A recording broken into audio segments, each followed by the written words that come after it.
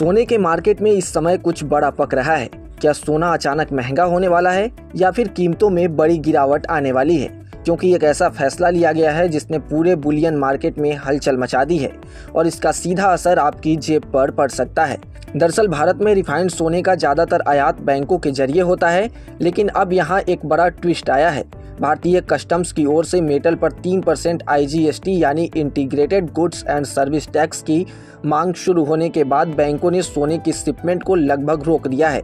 Indian Boolean and jewellers association के हवाले से आई इस खबर ने बाजार में हलचल मचा दी है। अब जरा सोचिए, जब देश में सोने की सप्लाई का बड़ा हिस्सा अचानक रुक जाए तो क्या होगा। MCX पर गोल्ड और सिल्वर की कीमतों में गिरावट देखने को मिल रही है।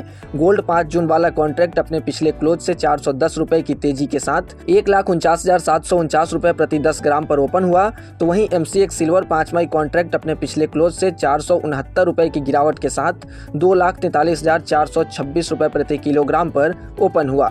अब आते हैं असली कहानी पर, क्योंकि असली कहानी यहाँ से शुरू होती है।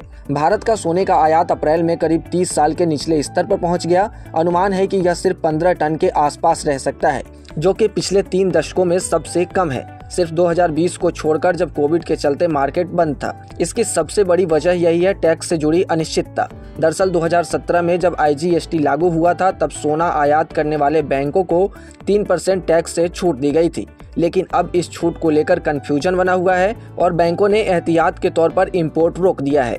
रिपोर्ट्स के मुताबिक इस महीने बैंक ने कस्टम से सोने की कोई बड़ी खेप क्लियर नहीं कराई है, हालांकि थोड़ी मात्रा इंडियन इंटरनेशनल बुलियन एक्सचेंज के जरिए जरूर आई है। अब जरा बड़ी तस्वीर समझिए। भारत दुनिया का दूसरा सबसे बड़ा सोना उपभोक्ता है।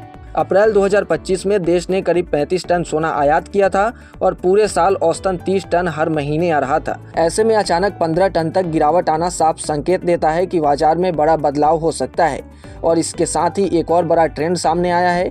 वर्ल्ड गोल्ड काउंसिल के मुताबिक पहली बार भारत में निवेश की मांग ज्वेलरी मांग से ज़्यादा हो गई है, यानी लोग अब गहनों से ज़्यादा सोने को निवेश के तौर पर खरीद रहे हैं।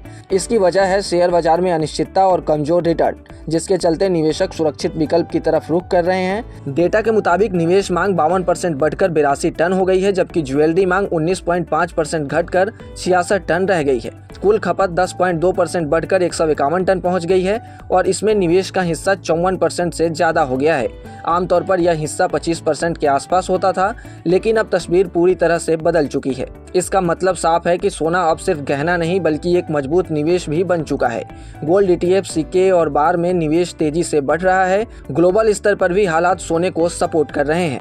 अमेरिका ईरान के बीच बढ़ता तनाव, महंगाई का डर और रेट हाइक की आशंका ने सोने को मजबूती दी है। तो कुल मिलाकर कहानी क्या कहती है? एक तरफ भारत में सप्लाई पर अनिश्चितता है, दूसरी तरफ निवेश की मांग बढ़ रही है और ऊपर से ग्लोबल टेंशन भी सपोर्ट कर रहा है। ऐसे में आने वाले समय में सोने की कीमतों में बड़ा मूव देखने को मिल सकता है। खैर, आपको क्या लगता है? कमेंट सेक्शन में जरूर बताएं और ऐसे ही तमाम अपडेट्स और शेयर मार्केट से जुड़ी तमाम जानकारी के लिए बने रहें गुड रिटर्न्स डिजिटल के साथ।